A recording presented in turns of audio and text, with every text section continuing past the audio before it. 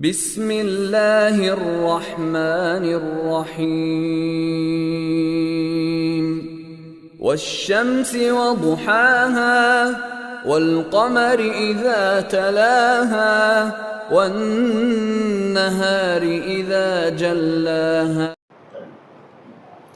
إن الحمد لله نحمده ونستعينه ونستغفره ونعوذ بالله من شرور أنفسنا ومن سيئات أعمالنا من يهده الله فلا مضل له ومن يضلل فلا هادي له وأشهد أن لا إله إلا الله وحده لا شريك له وأشهد أن محمدا عبده ورسوله أما بعد يا أيها الناس اتقوا ربكم الذي خلقكم من نفس واحدة وخلق منها زوجها وبث منهما رجالا كثيرا ونساء واتقوا الله الذي تساءلون به والأرحام إن الله كان عليكم رقيبا يا أيها الذين آمنوا اتقوا الله قولوا قولا سديدا يصلح لكم أعمالكم ويغفر لكم ذنوبكم ومن يطع الله ورسوله فقد فاز فوزا عظيما وإن أصدق الكتاب الله وخير هدي محمد وشر الأمور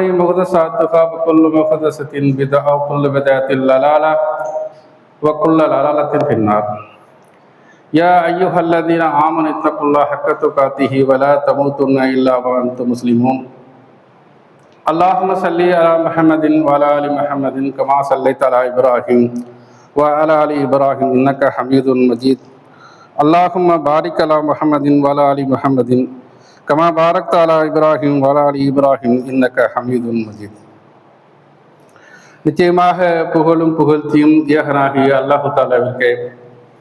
அவனையே வணங்குகின்றோம், அவனிடமே உதவி தேடுகின்றோம். நபிகள் நாயகம் ஸல்லல்லாஹு அலைஹி வஸல்லம் அவர்கள் அல்லாஹுடைய தூதரும் அடியாரும் ஆவர் நான் உறுதியாக நம்புகின்றேன். அல்லாஹு தாலா யாருக்கு நேர் வழிகாட்டினானோ அவனை வழிகெடுப்பவன் யாரும் இல்லை. அவன் யாரை வழிகேட்டில் விட்டுவிட்டானோ அவனை நேர்வழி செலுத்தவும் யாரும் இல்லை. நிச்சயமாக நீதமான சொல்லையே சொல்லுங்கள், அநாதைகளிடத்திலே பரிவோடு நடந்து கொள்ளுங்கள். இன்னும் எவனை குறித்து நீங்கள் அஞ்சு கொண்டீர்களோ அந்த அல்லாஹ்வை அஞ்ச வேண்டிய முறைப்படி அஞ்சு கொள்ளுங்கள். இன்னும் முஸ்லிம்களாகவே தவிர நீங்கள் மரணிக்காதீர்கள். அன்பிற்கினிய எல்லாம் வல்ல அல்லாஹு தாலாவின் நல்லடியார்களே, அருமைக்குரிய சகோதர சகோதரிகளே, தாய்மார்களே, பெரியோர்களே, அல்லாஹுடைய மகத்தான பேரருளால் அவன் நம்மீது கடமையாக்கிய ஜும்மாவுடைய வணக்கத்தை நிறைவேற்றுவதற்காக, அவனுடைய அருள் வாயில்களை அடைந்து கொள்வதற்காக புனிதமிக்க இந்த ஜும்மா தினத்திலே நாம் எல்லாம் இங்கே திரளாக குழம்பியிருக்கின்றோம். இந்த நல்ல தருணத்திலே ரியா, மறைவான இணை வைப்பு என்கிற தலைப்பிலே சில விஷயங்களை நமக்குள் ஞாபகப்படுத்தி கொள்ளலாம் என்ற எண்ணத்தோடு இந்த தகவல்களை உங்களுக்கு முன்னால் சொல்ல ஆசைப்படுகின்றேன். இந்த உலகத்தில் முஸ்லீம்களாக வாழுகிற நாம் நம்முடைய ஒற்றை இலக்காக மறுமையிலே இந்த உலகத்தில் நாம் ஆற்றுகின்ற அனைத்து காரியங்களுக்கும் பரிசாக சொர்க்கத்தை அடைய வேண்டும் என்கிற உயர்ந்த ஒரு நோக்கத்தோடு இந்த உலகத்தில் வாழ்ந்து வருகிறோம். நபிகள் நாயகம் ஸல்லல்லாஹு அலைஹி வஸல்லம் அவர்கள் ஒரு பொதுவான ஒரு அழகான ஒரு அறிவுரையை இந்த முஸ்லிம் சமுதாயத்திற்கு சொல்லி சென்றிருக்கிறார்கள்.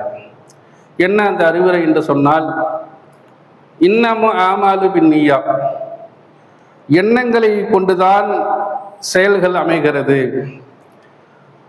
நாம் எதற்காக ஒரு காரியத்தை செய்கிறோமோ அதற்காக அந்த காரியத்தை முழுமையாக நிறைவேற்றுகிறோம். எதற்காக நிறைவேற்றுகிறோம் என்று சொன்னால், அந்த காரியம் மூலமாக அல்லாஹ்விடத்திலே நமக்கு பரிசு கிடைக்க வேண்டும், சொர்க்கம் கிடைக்க வேண்டும், நரகத்தை விட்டு தப்பித்துக் கொள்ள வேண்டும், கபர் வாழ்க்கையில் இருந்து நமக்கு விடுதலை கிடைக்க வேண்டும் என்ற பல்வேறு காரணங்கள் நாம் நிறைய அமல்கள் செய்வதற்கு காரணம். அதில் குறிப்பாக நம்முடைய எண்ணங்கள் இஸ்லாத்துடைய மிக முக்கியமான அடிப்படை. நாம் செய்கின்ற எந்த காரியமாக இருந்தாலும் எண்ணங்கள் முதன்மையானது. அந்த எண்ணத்தை தான் நபிகள் நாயகம் ஸல்லல்லாஹு அலைஹி வஸல்லம் நமக்கு சொல்லி காட்டுகின்றார்கள். இன்னமும் ஆமாலு பின்னியா, எண்ணங்களை பொறுத்துத்தான் செயல்கள் அமைகிறது என்று சொன்னால், குறிப்பாக நம்முடைய சில ஆட்டோக்களை கூட எழுதியிருப்பாங்க, எண்ணம் போல் வாழ்க்கை. பார்த்துருப்பீங்க, நிறைய ஆட்டோக்களை கூட எழுதியிருப்பாங்க, எண்ணம் போல் வாழ்க்கை அப்படின்னு எழுதியிருப்பாங்க, பார்த்துருப்பீங்க. அதே போன்று இன்னும் சில பழமொழிகள்லாம் சொல்லுவாங்க. நம்ம இந்த உலகத்தில் எண்ணத்தை விதைக்கிறோமோ அதை தான் அறுவடை பண்ண முடியும். நெல்லை விளைச்சா நெல்லை அறுவடை பண்ண முடியும், கரும்பை விதைச்சா கரும்பு அறுவடை பண்ண முடியும், கோதுமை விளைச்சா கோதுமையை அறுவடை பண்ண முடியும். இப்படி உலகத்தில் எதை விதைக்கிறோமோ அதை தான் சொல்லுவாங்க. எதுவாக நாம் இருக்க விரும்புகிறோமோ அதுவாக நாம் இருப்போம். அப்ப நம்முடைய பொதுவான இஸ்லாம் சொல்லக்கூடிய அழகான அடிப்படை, உங்களுடைய எண்ணங்களை தூய்மையாக வைத்துக் கொள்ள வேண்டும். ஏன்னு கேட்டீங்கன்னா, நாம என்ன சொல்றோம், இந்த உலகத்துல நம்ம செய்யக்கூடிய அனைத்து காரியங்களும் நன்மையான காரியமாக இருந்தாலும் தீமையான காரியங்களை விட்டு விலகுவதாக இருந்தாலும் அதற்கு ஒற்றை நோக்கம், அல்லாஹ் நம்மளை திருப்திப்பட்டுக் கொள்ள வேண்டும், அல்லாஹ் நம்மளை நேசிக்க வேண்டும், விரும்ப வேண்டும் என்ற ஒற்றை காரணம்தான். ஆனால் அது விஷயத்துல, வெளிப்படையான சிறுக்கு விஷயத்துல முஸ்லிம் சமூகம் பெரும்பான்மையான மக்கள் அதில் என்ன செய்யறாங்கன்னா கவனமாக இருக்கிறாங்க. தர்காவுக்கு போகக்கூடாது, மரம் செடி கொடிகளை வணங்கக்கூடாது, ஒரு மனிதனுடைய காலை விழக்கூடாது, இப்படியெல்லாம் வெளிப்படையான விஷயங்கள்ல முஸ்லிம் சமூகம் பெருமளவுக்கு என்ன செய்யறாங்க, தங்களை தற்காத்துக் கொள்கிறார்கள். நபிகள் நாயகம் ஸல்லல்லாஹு அலைஹி வஸல்லம் ஒரு இடத்துல சொல்லி காமிக்கிறாங்க. இந்த சிறுக்கை பற்றி சொல்லுகின்ற பொழுது ஒரு நபித்தோழருக்கு ஒரு விஷயத்தை சொல்லி காமிக்கிறாங்க, சொல்லி கொடுக்குறாங்க. நபிக்க அப்படி சொல்றாங்க. அவரு கேட்ட அந்த நபித்தோழர் என்ன செய்யறாருன்னா ரசூலிக்க அப்படிங்கிறார். ரசூல்லா சொல்லி காமிக்கிறாங்க, நான் உனக்கு சொல்லி கொடுக்க தான் வந்திருக்கேன், நான் என்ன சொல்றேனோ அதை சொல்லு, இப்ப நபிக்க என்று சொல்லி அறிவுரை சொல்கின்றார்கள். இப்ப என்ன அர்த்தம், சொல்லக்கூடிய விஷயங்களை, கேட்கக்கூடிய விஷயங்களை அது மார்க்கம் எந்த அளவுக்கு சொல்லி இருக்கிறது, எப்படி சொல்லப்பட்டிருக்கிறது, அந்த அளவுல தான் நம்ம விளங்கணும். அப்ப இந்த ரியாவை பற்றி சொல்லுகின்ற பொழுது அபு லபீத் என்கிற நபித்தோழர் அறிவிக்கிறாங்க, நபிகள் நாயகம் ஸல்லல்லாஹு அலைஹி வஸல்லம் அவர்கள் சொன்னதாக, உங்களிடத்துல நான் அதிகமாக அஞ்சுவது, ரசூலுல்லாஹ் சொல்றதாக அபு லபீத் என்ற நபித்தோழர் அறிவிக்கிறாங்க, உங்களிடத்துல நான் அதிகமாக அஞ்சுவது எதை பற்றி தெரியுமா? சஹாபாக்கள்கிட்ட கேட்கிறாங்க. அல்லாஹும் அல்லாஹுடைய தூதருமே அறிந்தவர்கள் நபித்தோழர்கள்லாம் சொல்றாங்க, அது ரியா, மறைவான இணை வைப்பு என்று சொல்கின்றார்கள். இன்னொரு இடத்துல நபிகள் நாயகம் ஸல்லல்லாஹு அலைஹி வஸல்லம் ஒரு அவைக்கு போறாங்க. அங்க சஹாபாக்கள் எல்லாம் அமைதியாக உட்கார்ந்து தஜ்ஜாலை பற்றி என்ன செய்யறாங்கன்னா பேசி கொண்டிருக்கிறாங்க. இதுல குறிப்பிட்ட ஒரு என்ன விஷயம்னு கேட்டீங்கன்னா, தஜ்ஜாலை பற்றி நபிகள் நாயகம் ஸல்லல்லாஹு அலைஹி வஸல்லம் அவர்கள் உட்பட உலகத்திற்கு தூதராக அனுப்பப்பட்ட எல்லா நபிமார்களும் தஜ்ஜாலை பற்றி எச்சரிக்கை செஞ்சிருக்கிறாங்க. அப்ப இந்த தஜ்ஜால் எப்படிப்பட்டவன்? இந்த தஜ்ஜால் என்பவன் இந்த உலகத்துல 40 நாட்கள் உயிரோடு இருப்பான். உலகத்துல அந்த 40 நாட்கள் எப்படி இருக்கும்? முதல் ஒரு நாள் ஒரு வருடத்தை போன்றும், அடுத்த ஒரு நாள் ஒரு மாதம் போன்றும், அடுத்த ஒரு நாள் ஒரு வாரம் போன்றும், அடுத்த ஒரு நாள் 7 நாட்களை போன்று இருக்கும் என்று சொல்லி அவன் 40 நாட்கள் தான் உலகத்துல வாழுவான். அவனை பற்றி நிறைய பேசணும்னா அது தனி சப்ஜெக்ட். ஒரு சில உதாரணங்கள். அவன் என்ன செய்வானா, மக்களிடத்துல பிரச்சாரம் என்றான். எப்படி பிரச்சாரம் தெரியுமா? 2 கைகளும் விரித்து வலதுபுறத்தில் இருக்கிறது தான் சொர்க்கம், இடதுபுறத்தில் இருக்கிறது தான் நரகம் என்று சொல்லி மக்களை அழைக்கின்ற பொழுது, இன்றைக்கு உலகத்துல குர்ஆனை ஒரு விளங்கி இருக்கக்கூடிய மக்கள், மார்க்கத்தை அறிந்திருக்கக்கூடிய மக்கள், கணிசமான மக்கள், இன்றைக்கும் தர்கா வழிபாட்டை ஆதரிக்கக்கூடியவர்கள், தர்கா வழிபாட்டை விரும்பக்கூடியவர்கள், அது தவறில்லை என்று எண்ணக்கூடியவர்கள், இவர்களால் தான் எனக்கு பிள்ளை பாக்கியம் கிடைத்தது, இவர்களால் இருந்து நான் வெளிநாட்டுக்கு போனேன் என்று அதை நம்புகிற மக்கள் இந்த காலத்தில் நம்ம பார்க்கிறோம்.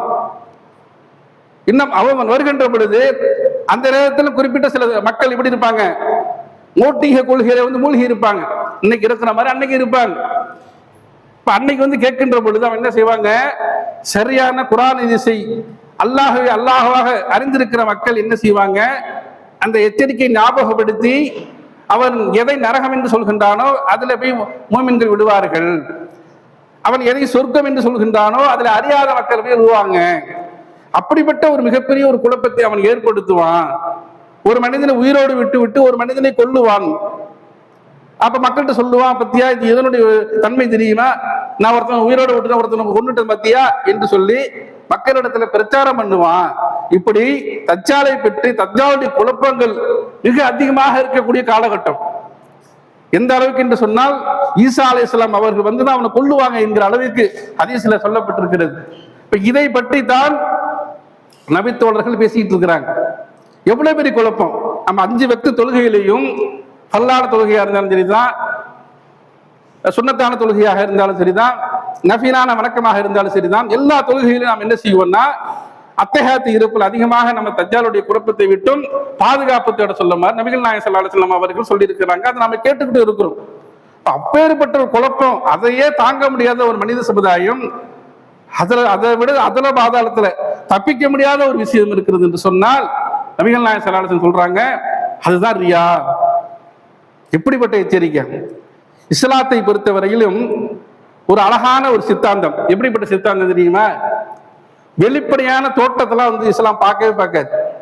ஒரு மனுஷன் வெள்ளையா இருக்கிறான், தாடி வச்சிருக்கிறான், ஜிப்பா போட்டிருக்கிறான், நல்லா பேசுறாரு, இது எதையுமே இஸ்லாம் பார்க்காது. அவன் உள்ளம் எதை சொல்கிறது? பிடரி நரம்புக்கு சமீபத்துல நான் இருக்கிறேன் எல்லாம் சொல்லி காமிக்கிறான். அப்ப உள்ளத்தோடு சம்பந்தப்படுத்தி உள்ளம் என்ன சொல்கிறது, உள்ளத்துல என்ன நினைக்கிறான், இதை இஸ்லாம் ஆழமாக பார்க்கிறது. உலகத்துல வேறு எந்த இதுலயும் எந்த சித்தாந்தத்திலும் கிடையாது, எந்த மதத்திலையும் கிடையாது, எந்த மார்க்கத்திலையும் கிடையாது. அவன் எது வேணாலும் செய்யறான், அநியாயம் பண்றான். 4 பேருக்கு நான் தர்மம் கொடுத்தா முடிஞ்சு போச்சுன்னு நினைக்கிறான். அப்படித்தானே உலகத்துல பாக்குறோம்.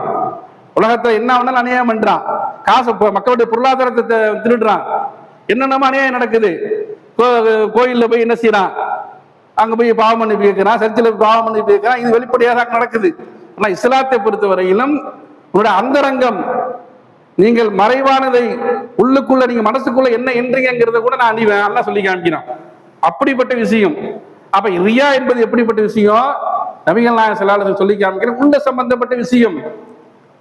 அப்ப அதான் சொல்றாங்க, தஜ்ஜாலுடைய குழப்பத்தை விட நான் உங்களிடத்துல அதிகமாக அஞ்சுவது ரியா, மறைவான இணைவிப்பு தான். என்ன மறைவான இணைவிப்பு என்னதான் சொல்ல வர்றீங்க? அல்லாஹ்வுடைய தூதர் சொல்லி காமிக்கிறாங்க. பள்ளிக்கு அல்லாஹ்வுடைய தூதர் சொல்லி காமிக்கிறாங்க. ஒரு பள்ளிக்கு ஒரு மனிதர் தொலை வருகிறார். அதற்கு முன்னால மனிதனுடைய முதல் விசாரணை வறுமையில எதை பற்றினா தொழுகை பற்றி. உங்க எல்லாருக்குமே தெரியும், தொழுகை பற்றி தான் முதல்ல விசாரிக்கப்படும். அப்ப அந்த முதல் விசாரணை நம்ம வெற்றி பெற்று விட்டால் ஏனைய விஷயங்கள் எல்லாமே சர்வசாதாரணமாக நடந்துவிடும். அப்ப அந்த முதல் விஷயம் தொழுகை விஷயம்.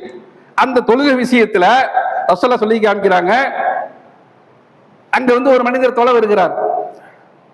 தொலை வருகின்ற பொழுது அங்க ஒது செய்து விட்டு பள்ளிக்கு தொலைதான் வருகிறார். அல்லாஹ்வை தியானிக்க வேண்டும் என்ற எண்ணத்தோடு தான் வருகிறார். பள்ளியில உட்கார்ந்து இருக்கிறாரு. எழுந்து தொழுகின்ற பொழுது சக மனிதர்கள் அவர்கள் உற்று நோக்குவதை பார்க்கிறார். இவர் மனசுக்குள்ள என்ன என்றாரு, தன்னுடைய சக மக்கள் நம்மளை பார்த்துக்கிட்டு இருக்கிறாங்க. பார்த்துக்கிட்டு இருக்கும் பொழுது இவர் தன்னுடைய ருக்குவை அழகுபடுத்திக் கொள்கிறார், தன்னுடைய சஜிதாவை அழகுபடுத்திக் கொள்கிறார். என்ன சஜிதாவை அழகுபடுத்திக் கொள்கிறது? என்ன தலை சீவி போர் அடிச்சு செண்டு கண்டெல்லாம் அடிச்சுக்கிட்டு இப்ப நம்ம வந்திருக்கிறோம் அந்த மாதிரி அந்த பேர் தொழுகிறதா? அப்படி கிடையாது. ரசூல் அழகா சொல்லி காமிக்கிறாங்க, அந்த ருக்குவையும் சஜிதாவையும் அவர்கள் நீட்டுவார்கள். ரொம்ப நேரம் தொழுவாங்க. தொழுது அந்த மனிதன் தன்னை புகழ வேண்டும், புகழ்ச்சி விரும்ப வேண்டும் என்பதற்காக என்ன செய்வாங்கன்னா இந்த மாதிரியான காரியத்துல ஈடுபடுவாங்க. அதுதான் ரியா என்று சொல்றாங்க. அப்ப முதல் விஷயம் தொழுகை விஷயத்திலேயே இந்த ரியா என்பது உள்ள பூந்துச்சு சொன்னா, அப்ப ஏனைய காரியங்கள் நினைச்சு பாருங்க. அதுக்கப்புறம் அடுத்த விஷயங்கள். அப்ப தொழுகை விஷயத்துலதான் நபிகள் நாயகம் ஸல்லல்லாஹு அலைஹி வஸல்லம் அவ்வளவு அழகா எச்சரிக்கை செய்யறாங்க. இன்னொரு இடத்துல சொல்லி காமிக்கிறாங்க, ஒரு எறும்பு இருள்ல, கடும் இருள், அதுல ஒரு மனுஷன் நிக்கிறான்னு கூட நமக்கு தெரியாது. கடும் இருள்ல ஒரு கருப்பு எறும்பு ஊர்ந்து சென்றால் எப்படி தெரியாதோ, எவ்வளவு அழகான ஒரு உதாரணம் சொல்றாங்க பாருங்க. ஒரு கடும் இருளுங்க, அந்த கடும் இருள்ல ஒரு எறும்பு ஊர்ந்து சென்றால் எப்படி நமக்கு தெரியாதோ அதை போன்றுதான் இந்த ரியா. நம்முடைய எல்லாருடைய உள்ளத்திலையும் இந்த ரியா என்பது இருக்கும். அப்ப அல்லாஹ்வுடைய தூதர்கிட்ட சஹாபாக்கள்லாம் கேட்கிறாங்க, அல்லாஹ்வுடைய தூதரை இது இப்படி சொல்றீங்களே, இதை விட்டு தப்பிக்கிறதுக்கெல்லாம் வழி இல்லையா, என்ன அதுக்காக செய்யணும் அப்படின்னு கேட்கும் பொழுது, நீங்க அல்லாஹ்விடத்துல பாவ மன்னிப்பு கேட்கணும். நாம செய்யக்கூடிய அனைத்து காரியங்களுக்கும் அல்லாஹ்விடத்துல நம்ம என்ன செய்யணும், யா அல்லாஹ் இந்த காரியத்தை நான் உன் முகத்திற்காக, உனக்காக, உன்னுடைய திருப்திக்காகத்தான் செஞ்ச என்று நம்மளை சுய பரிசோதனை செய்து கொண்டே இருக்க வேண்டும். ரியலைஸ் பண்ணிக்கிட்டே இருக்கணும். ஒரு நாள் கேட்டுட்டோம் முடிஞ்சிருச்சுன்னு கிடையாது. நாம சாகின்ற வரையில் எதை விட்டு தெரியுமா அதிகமாக பாதுகாப்பு கேட்க வேண்டும், இந்த மறைவான இணை வைப்பு பற்றி தான், இந்த ரியாவை பற்றி தான் அல்லாஹ்விடத்தில் அதிகமாக நாம் என்ன செய்யணும், பாவ மன்னிப்பு கேட்கணும். அந்த எண்ண ஓட்டம் நம்முடைய மனதில் ஆழமாக பதிவித்துக் கொண்டே இருக்க வேண்டும். யா அல்லாஹ், நான் இவர் இன்னாருக்கு நான் உதவி செஞ்சேன், இன்னாருக்கு இன்ன காரணத்தினால உதவி செஞ்சேன், நான் உனக்காக தான் உதவி செஞ்சேன்னா என்னுடைய அமலை ஏற்றுக்கொள். இப்ராஹிம் அலைஹிஸ்ஸலாம், இஸ்மாயில் அலைஹிஸ்ஸலாம் அவர்கள் மிகப்பெரிய தீர்க்க தரிசிகள், இஸ்லாத்துல மிகப்பெரிய ஒரு பங்குண்டு. அவர் என்ன சொன்னாங்க, மஸ்ஜிதுல் ஹராமை புனர் நிர்மாணம் செய்துவிட்டு அந்த பணியை செஞ்சு என்ன சொன்னாங்க, என்ன துவா செஞ்சாங்க, என்ன மாதிரியான பிரார்த்தனை செஞ்சாங்க, இறைவா எங்களிலிருந்து எங்களுடைய பணியை ஏற்றுக்கொள்வாயாக, எங்களுடைய உள்ளங்களை செழுமைப்படுத்துவாயாக. யார் கேட்டது, யாரு, நம்மளை போன்ற சாதாரண மனிதர்கள் கிடையாது. இப்ராஹிம் அலைஹிஸ்ஸலாம் அவர்களும் இஸ்மாயில் அலைஹிஸ்ஸலாம் அவர்களும் மஸ்ஜிதுல் ஹராமை புனர் நிர்மாணம் செய்துவிட்டு அந்த இடத்துல அல்லாஹ் இடத்துல பிரார்த்தனை செய்யறாங்க. என்ன மாதிரியான பிரார்த்தனை, இறைவா நாங்கள் செய்த இந்த காரியத்திலிருந்து எங்களுக்கு நினைச்சது மிகப்பெரிய பாக்கியத்தை கொடு, இந்த பணியை நீ ஏற்றுக்கொள், எங்களுடைய உள்ளத்தை செழுமைப்படுத்துன்னு கேட்கிறாங்க. அப்ப நாம எந்த இடத்துல இருக்கிறோம், நாம இருக்கிறதுல ரொம்ப பலகீனமான உள்ள படைத்தவர்கள். நம்ம கிட்ட பொருளாதாரத்தை வாரி வழங்கியிருப்பாரு. அவர் எப்படிப்படி மனிதர் தெரியுமா, வாரி வாரி இறைத்து வள்ளல் மனுஷன் சொல்லுவான். நம்ம கிட்ட அந்த எண்ணம் வரும். ஒருத்தர் என்ன செய்வாரு, இல்ல வீரமா இருப்பாரு, சமுதாயத்துக்காக போராடக்கூடிய மனுஷனா இருப்பாரு. இவர் வந்துன்னா போலீஸ் ஓடுவாங்க, லெப்ட் அண்ட் ரைட் வாங்குவாரு, இவர் உள்ளத்துல ஒரு குலங்காயத்தை அடைவார். இன்னொருத்தர் இவர் பயான் பண்ணா எப்படி தெரியுமா இருக்கும், அவர் கேட்டுட்டே இருக்கலாங்க, உள்ளுக்குள்ள ஒரு என்ன செய்வார், குலங்காயத்தை அடைவார். அப்ப என்ன தெரியுமா, மனுஷன் மூமினா இருக்கிறவன் என்ன செய்யணும், சைத்தான் வர்றான், நம்ம உள்ளத்தை கெடுக்கிறதுக்காக சைத்தான் வர்றான். அப்ப என்ன செய்யணும், நான் பேசுவதும், நான் பணங்காசு வாரி இறைப்பதும், நான் வீரனாக இருப்பதும் எதுவாக இருந்தாலும் தெரியுது, மக்கள் என்னை புகழும் போது அல்ஹம்துலில்லாஹ், இறைவா நீ இதான் புகழ் அளித்த, உனக்கு தான் புகழ் அளித்த, நீ தான் இதற்கு காரணம், நீ தான் என்ன பேச வைக்கிற, நீ தான் என்ன கொடுக்க வைக்கிற, நீ தான் என்ன வீரனாக வைக்கிற, எல்லாத்துக்கும் மூல காரணம் யார், அல்லாஹ்ட்ட சரண்டர் ஆயிடணும் என்பதைத்தான் ரியா என்பது நமக்கு விளக்குகிறது. இந்த விஷயத்தை பொறுத்தவரையிலும் நாம் என்ன செய்யணுங்க, அல்லாஹ்விடத்துல அதிகமாக நாம் என்ன செய்யணும், பாதுகாப்பு தேடிக்கிட்டே இருக்கணும். ஏன்னு கேட்டீங்கன்னா, மறுமையில நீங்க அதிகமாக கேள்விப்பட்ட ஒரு செய்தியை தான் சொல்லி முடிக்கிறேன். என்ன செய்தின்னு கேட்டீங்கன்னா, மறுமையில மூணு பேரை கூப்பிட்டு அல்ல விசாரிப்பான். இதுக்குள்ளே எல்லாமே அடங்கிடும். முதல்ல கூப்பிட்டு ஆலிமை கூப்பிட்டு அல்ல கேட்பான், நீ என்ன செஞ்ச, இறைவா உனக்காக இந்த உலகத்துல வாழும் பொழுது மக்களிடத்துல நன்மை தீமையை தடுத்துக்கிட்டு இருந்தேன் அப்படின்னு அல்லாஹ் கிட்ட அவர் சொல்லுவார். அப்ப அல்லாஹ் என்ன செய்வான், நீ சொன்னதெல்லாம் சரிதான், செஞ்சதெல்லாம் சரிதான், நீ என்ன காரணத்தையாக திரும்ப செஞ்ச, மனிதன் உன்னை புகழ வேண்டும் என்பதற்காக நீ செய்தாய், நீ புகழப்பட்டு விட்டாய் உலகத்திலேயே, போ நரகத்துக்கு என்று சொல்லப்படும். யாருக்கு, அறிஞர் பெருமக்களுக்கு, மார்க்கத்தை சொல்லக்கூடிய மக்களுக்கு. இதில் எவ்வளவு பெரிய படிப்பின் இருக்கிறது. அதே போன்று நல்ல வள்ளலாக இருக்கக்கூடியவர்களை கூப்பிட்டு அல்லாஹ் கேட்பான், நீ என்ன செஞ்ச, யா அல்லாஹ் நீ கொடுத்த பொருளாதாரத்தை இரவிலும் பகலிலும் உன்னுடைய வழியில நான் என்ன செஞ்சேன், பொருளாதாரத்தை வாரி இறைச்சது உண்மைதான், நீ கொடுத்தது உண்மைதான். ஆனால் உன்னுடைய நோக்கம் இதுவாக இருந்தது, மனிதன் உன்னை வள்ளல் என்று சொல்ல வேண்டும் என்ற காரணத்திற்காக செய்தாய், உலகத்தில் அந்த புகழ் உனக்கு கிடைத்து விட்டது என்று சொல்லி நரகத்திற்கு இழுத்து செல்லப்படும். மூன்றாவதாக ஷஹீதை பற்றி இஸ்லாம் சொல்லக்கூடிய அளவிற்கு வேறு யாரும் சொல்ல முடியும். அந்த அளவுக்கு இஸ்லாம் ஷஹீதுடைய அந்தஸ்தை பற்றி சொல்கிறது. எந்த அளவுக்கு என்று சொன்னால், அவர் என்ன மாதிரியான பாவம் செஞ்சிருந்தாலும் சரிதான், என்ன மாதிரியான பாவம் செஞ்சாலும் சரிதான், சிறுக்கை தவிர என்ன மாதிரியான பாவம் செஞ்சாலும் அவருக்கு ஷஹீதுக்கு என்ன செய்தீங்க, மன்னிப்பு கிடைக்கும். அவ்வளவு பெரிய உயர்ந்த அந்தஸ்து. அவரை கூப்பிட்டு மறுமையில் அல்லாஹ் கேள்வி கேட்பான், நீ என்ன செஞ்ச? யா அல்லாஹ், உன்னுடைய மார்க்கத்திற்காக, இந்த தீனிற்காக என்னுடைய உயிரை உன் வழியில தியாகம் செஞ்சேன்னு சொல்லுவார்.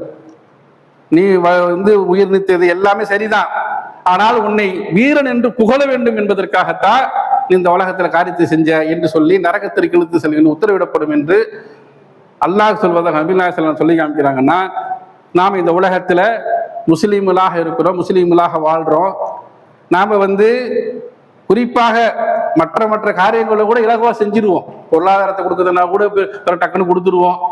ஒரு போராட்டம், ஆர்ப்பாட்டம், நல்லது கெட்டது, நம்ம சமுதாயத்துக்கு பிரச்சனைனா கூட நின்றுவோம். தொழுகை விஷயம்னு வரும் பொழுது இயல்பாகவே மற்ற எந்த விஷயத்துல வரக்கூடாத பலவீனம் தொழுகை விஷயத்துல நம்ம எல்லாருக்கிட்டுமே இருக்கு. யாராவது நான் பர்ஃபெக்ட் 100% நான் பள்ளிவாசலுக்கு எதையே கிடக்குன்னு சொன்னோம்னா பொய் சொல்றான்னு அர்த்தம். அப்ப தொழுகை விஷயத்துல அவ்வளவு நம்ம என்ன சிறு பலகீனமா இருக்கணும். அந்த பலகீனமாக இருந்து கொண்டு நாம் தொழுகிற தொழுகை அல்லாஹ்வால் ஏற்றுக்கொள்ளப்பட வேண்டும் என்று சொன்னால், ஏன்னா அதான் முதல் விஷயம், முதல் விசாரணை அதுதான். அதுல நம்ம ஜெயிச்சிட்டோம்னா வேற எதுலையுமே நமக்கு பிரச்சனையே கிடையாது. அப்ப அந்த தொழுகை விஷயத்துல நாம எப்படி இருக்கிறோம்? அல்லாஹ்வுக்காக தொழுகிறோமா? மனுஷன் இன்னைக்கு வரல, இன்னைக்கு ஃபஜருக்கு வரல, 2 நாள் ஆச்சு, 3ஆவது நாள் போடனா என்ன ஃபஜருக்கு வரலன்னு கிளப்பி விட்டுருவாங்க. இப்படி என்ன நம்ம தொழுகை சரியானதா இருக்குமா? மனிதருக்காக பயந்துக்கிட்டு தொழுவலாமா? ஃபர்ஸ்ட் நாம தொழுகிறது நம்முடைய மறுமை வாழ்க்கைக்காக, நம்முடைய உள்ளம் தூய்மை அடைய வேண்டும் என்பதற்காக, கபர் வாழ்க்கை நன்மையாக அமைய வேண்டும் என்பதற்காக இந்த தொழுகை விஷயத்தை அமைத்துக் கொண்டோம் என்று சொன்னால் அதுல பிரச்சனை இல்லை. ஆனா தொழுகை விஷயத்துல அப்படி நிறைய விஷயங்கள் எப்படி இருக்கிறோம்? தொழுகை விஷயத்துல குறிப்பாக நாம் என்ன செய்யணும், ரொம்ப பலகீனமான மக்களா இருக்கு.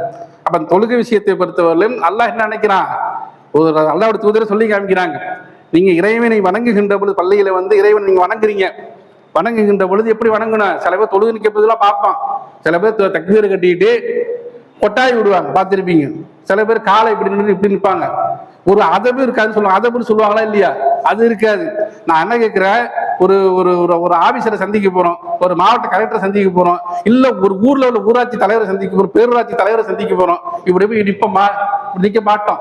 இப்படி கூணி குறுகி நிற்போம். எப்படியாவது காரியம் செஞ்சா நடக்கட்டுமே அப்படின்ற நம்ம நிற்போமா? நிற்க மாட்டோமா? இப்ப படைச்ச இறைவன் முன்னால் நிற்கிறோம். அவன் எப்படிப்பட்ட சர்வ வல்லமை படைச்சவன், எவ்வளவு சக்தி படைச்சவன், சாதாரணமானவன். அவன்கிட்ட நிற்கும் போது நம்ம எப்படி கூணி குறுகி எந்த அளவுக்கு அவன்கிட்ட பணிவை காட்டணும். சில பேர் என்ன செய்வாங்கன்னா பார்ப்பாங்க, யார் போறா, யார் போயிட்டு இருக்கிறா, யார் நிக்கிறா, யார் பேசிக்கிட்டு இருக்கிறா, எல்லாம் தொழுகையில நடக்கும். இதெல்லாம் நம்ம நம்ம கையில மடியில போட்டு சொல்லல, நடக்கிறது நம்ம சொல்றோம். அப்ப தொழுகை விஷயத்துல எவ்வளவு பேணுதலாக இருக்கணும். ரசூலுல்லாஹ் சொல்லி காமிக்கிறாங்க, நீங்க குறைவான அமல் செஞ்சாலும் அது குவாலிட்டி, அதை நிரந்தரமா செய்யுங்க. அதுல குவாலிட்டி எல்லாம் எதிர்ப்பு. நம்ம எவ்வளவு குவாலிட்டி எதிர்பார்க்கிறோம்? ரேமன்ஸ் சட்டை தான் வேணும், ஐபோன் தான் வேணும், தப்பு கிடையாது. அல்லாஹ்வுடைய பரக்கத்தை அரோடு நம்ம அனுபவிக்க தவறு கிடையாது. இப்படி நம்ம எதிர்பார்க்கிறோம்ல, படைத்த இறைவன் எப்படி எதிர்பார்ப்பான்? அது மாதிரி நம்ம சொல்லுறோம்னா அல்லாஹ் நம்மளை எப்படி நம்ம எஹ்சான், அல்லாஹ் நம்மளை முன்னாடி நின்றா நம்ம முன்னாடி பார்த்துக்கிட்டு இருக்கிற எண்ணத்தோடு தான் நம்ம தொழுவணும். அப்ப இந்த விஷயத்துல எல்லாம் நாம குறிப்பாக தொழுகை விஷயத்துல அந்த ரியா இல்லாத, ரசூல் ஒன்று சொல்லி காமிக்கிறாங்க, பகட்டில்லாத ஹஜ்ஜாக இறைவா என்னுடைய ஹஜ்ஜை பகட்டில்லாத ஹஜ்ஜாக ஆக்கி அருள்வாயாக என்று சொல்றாங்க. இன்னைக்கு ஹஜ்ஜி என்ன பாடுபடுதுங்கிறது நிறைய பார்த்துக்கிட்டு இருக்கோம். மக்காவுக்கு போய் ஹராம்ல துல்ஹஜ் மாசம் வந்துச்சுன்னா 40 நாள் கிட்டத்தட்ட 60 நாள் 2 மாசம் கிட்டத்தட்ட போறாங்க. போறதுக்கு முன்னாடி போஸ்டர் அடிச்சு ஹாஜி நோக்கமே அடிபட்டு போச்சேன். இப்ப உதாரணத்துக்கு ஃபஜ்ர் தொழுகைக்கு வர்றோம், போஸ்ட் அடிச்சு பாபநாசம் போஸ்டர்ல இன்னைக்கு நான் காலைல ஃபஜ்ர் தொழுக போறேன் போட்டு நான் ஃபஜ்ர் தொழுகை அலி அப்படின்னு போட்டா எப்படி சிரிப்போம்? அதை போன்று ஹஜ்ஜுங்கிறது ஒரு மிக முக்கியமான ஒரு இஸ்லாத்தோட மிக முக்கியமான ஒரு கடமை. அது அல்லாஹ்வுக்காக தான் செய்யணும். இப்ப ரசூலுல்லாஹ் எதுக்கு இதை கேட்கணும்? இறைவா இது பகட்டில்லாத ஹஜ்ஜாக, ரியா இல்லாத ஹஜ்ஜாக ஆக்கி வைப்பாங்கன்னு இது கேட்கணும். அப்ப இன்னைக்கு என்ன நடந்துகிட்டு இருக்குது? அப்ப இதை பார்க்கக்கூடியவர்கள், கேட்கக்கூடியவர்கள், அப்போ இந்த ஹஜ்ஜெல்லாம் செய்யும் பொழுது, உம்ரா செய்கின்ற பொழுது முடிந்த அளவுக்கு இறைவனுக்கு கட்டுப்பட்டு தூய்மையான எண்ணத்தோடு அவன் நம்முடைய பொருந்து கொள்ள வேண்டும் உயர்ந்த நோக்கத்தோடு நாம் என்ன செய்யணும்? நம்முடைய காரியங்களை ஆட்டணும். முடிந்த அளவுக்கு அல்லாஹ்வுக்கு இணை வைக்காதவர்களாக, வார்த்தையாளர்ல கூட எப்படி சொல்றாங்க, அல்லாஹ்வும் அல்லாஹ்வுடைய தூதரும் ஒரு இடத்துல நபிகள் நாயகம் ஸல்லல்லாஹு அலைஹி வஸல்லம் சொல்லி காமிக்கிறாங்க. ரசூல் ஸல்லல்லாஹு அலைஹி வஸல்லம் வந்து ஒரு சஹாபிட்ட கேட்கிறாங்க, என்னப்பா ஆச்சுன்னு கேட்கிறாங்க. அல்லாஹ்வும் அல்லாஹ்வுடைய தூதரும் நாடு நடந்துருச்சு அப்படிங்கிறாங்க. அவர் சர்வசாதாரணம் சொல்லிட்டு போயிறாரு. இப்போ ரசூலை அவர் கூப்பிட்டு சொல்றாங்க, அல்லாஹ்வும் அல்லாஹ்வுடைய நானும் எப்படிப்பா ஒரே நேரத்தில் நாட முடியும், திருத்தி சொல்லு, அல்லாஹ் நாடியதை நான் செஞ்சேன்னு சொல்லு என்று திருத்தி சொல்ல. வார்த்தை அளவில் கூட என்ன செய்து சிறுக்கு வந்துடக்கூடாது என்று சொல்லி காமிக்கிறாங்கன்னா, இப்போ எந்த அளவுக்கு நம்ம இந்த விஷயத்துல இந்த மறைவார இணைப்புங்கிற இந்த ரியா விஷயத்துல ரொம்ப கவனமாக இருக்கணும். கடல் ஆள் இருள கூட அந்த இருள உள்ளதை கூட அல்லாஹ் அறிவான். அப்ப மனசுல இருக்கிறது அல்லாஹ் கண்டிப்பா அறிய மாட்டானா? நம்ம மனசுல என்ன எண்றோம், எதுக்காக அந்த உலகத்துல காரியங்களை ஆற்றுறோம் என்பதை அல்லாஹ் பார்த்து கொண்டு இருக்கிறான். அந்த எண்ணத்தோடு நம்ம என்ன செய்யணுங்க, நம்முடைய காரியங்கள் எந்த காரியமாக இருந்தாலும் சரிதான், தொழுகையாக இருந்தாலும், தாராளமாக தானம் செய்வதாக இருந்தாலும், அல்லது மற்ற மற்ற காரியங்கள் சமுதாய காரியங்கள் செய்வதாக இருந்தாலும், எதுவாக இருந்தாலும் சரிதான். அது முன்னிறுத்தணும். யாரை முன்னிறுத்தணும்? அல்லாஹை முன்னிறுத்தணும், அல்லாஹுடைய திருப்தியை முன்னிறுத்தணும். அதுல இருந்துதான் நம்முடைய காரியங்களை ஆற்றணும் என்று சொல்லி என்னுடைய முதல் இந்த ஜும்மா உரையை நிறைவு செய்கின்றேன். வாஹிதாவான் அல்ஹம்துலில்லாஹி ரப்பில் ஆலமீன். அஸ்ஸலாமு அலைக்கும் வரஹ்மத்துல்லாஹி வபரகாத்துஹு.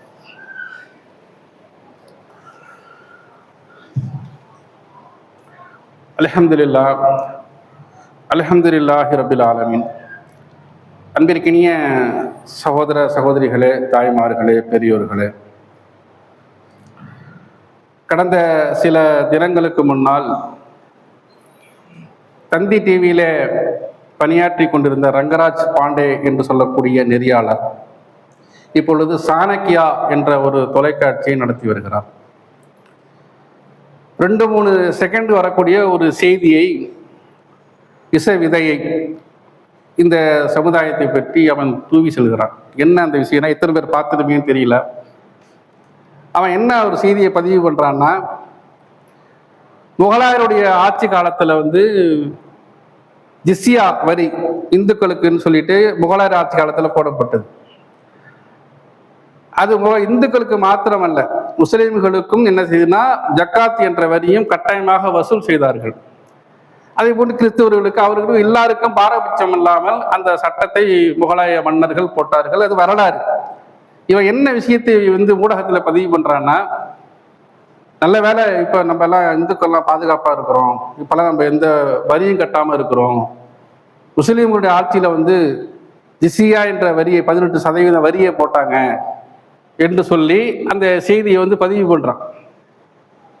இதுல என்ன விஷயம்னு கேட்டீங்கன்னா, ஆங்கிலேய ஆட்சி காலத்துல இந்த உப்புக்கு தண்டி யாத்திரைன்னு சொல்லுவாங்க, படிச்சிருப்பீங்க, நிறைய பேர் படிச்சிருப்பீங்க, வரலாறு படிச்சிருக்கிறவங்க தெரியும்.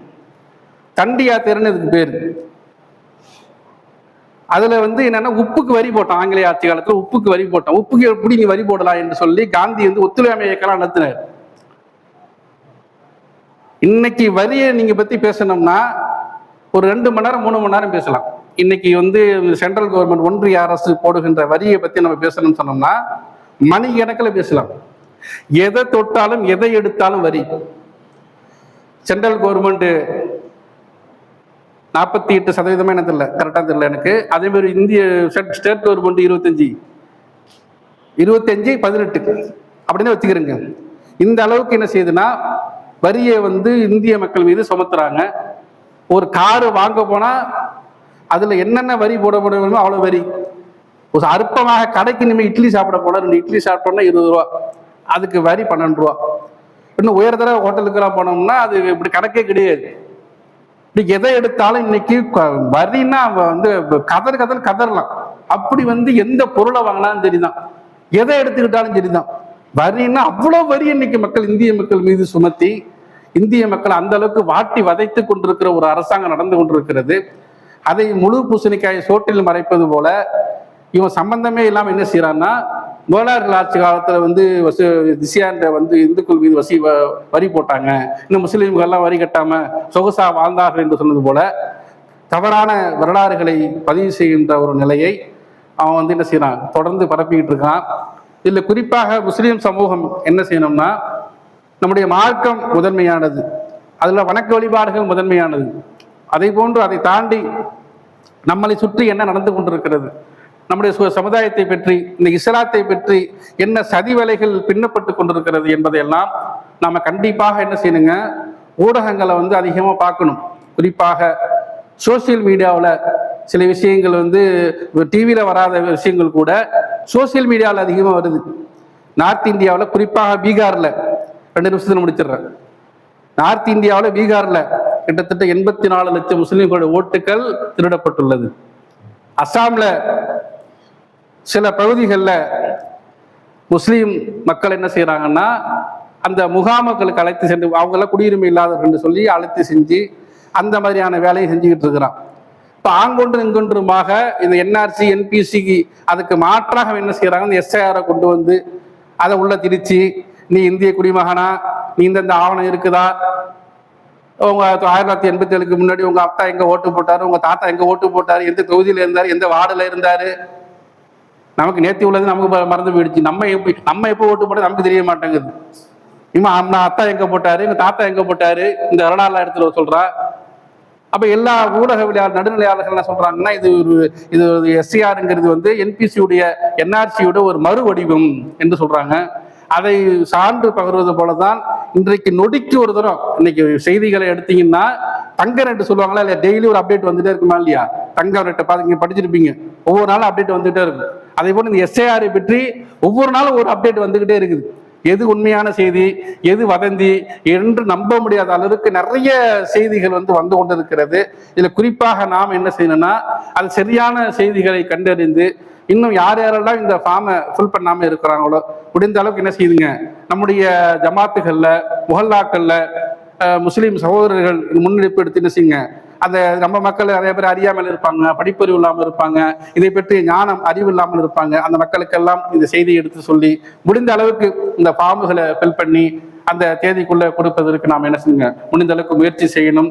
எப்போது நாம் விழிப்போடு இருப்போம், விழிப்போடு இருந்து நம்முடைய சமுதாயத்தை பாதுகாப்போம் அல்லாஹ்வுடைய அருளால் என்று சொல்லி என்னுடைய இந்த உரையினை நிறைவு செய்கின்றேன். வாகிதாவன் அல்ஹம்துலில்லாஹி ரப்பில் ஆலமீன். அஸ்ஸலாமு அலைக்கும் வரஹ்மத்துல்லாஹி வபரகாத்துஹு.